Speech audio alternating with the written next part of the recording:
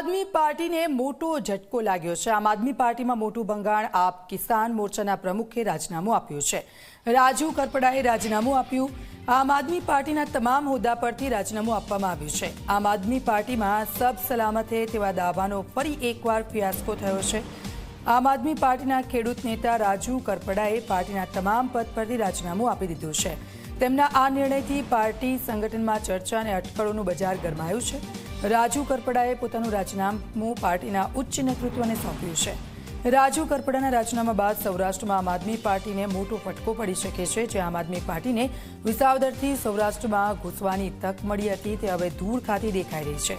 સૌરાષ્ટ્રમાં આપની પકડ ધીમે ધીમે મજબૂત બની રહી છે અને ઇટાલિયાની વિસાવદર જીત બાદ કડદા પ્રથા સામે મોટું આંદોલન થયું છે, જેથી ખેડૂતો આપ તરફ ઢળવા લાગ્યા। પણ અચાનક જ રાજુ કરપડાના રાજીનામા બાદ પાર્ટી સૌરાષ્ટ્રમાંથી પોતાની પકડ ગુમાવી શકે છે।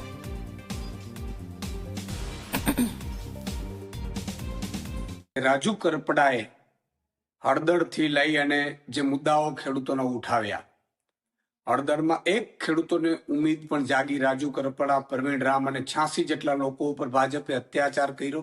ખેડૂતો માટે વ્યવસ્થિત ભાવ મળે, ભાજપ જે અત્યાચાર કરે છે, ભાજપ જે લૂંટ ચલાવે છે, એપીએમસીમાં લૂંટ ચલાવે છે, એને લઈને એમણે ખૂબ આંદોલનો કર્યા, મહેનત કરી। અમે ખૂબ સંઘર્ષમાંથી ઊભા થયેલા છીએ।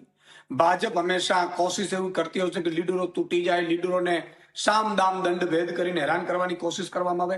રાજુભાઈ સાથે સુધી મને હજી ખબર નથી, મારી વાત નથી થઈ। એટલે તમે જો આ પહેલા પણ કેટલાય નેતાઓ જોઈન્ટ થયા, પણ ભાજપ કોઈ ના કોઈ રીતે એને તોડવાની કોશિશ કરે, એને ડેમેજ કરવાની કોશિશ કરે, એને હેરાન કરવાની કોશિશ કરે।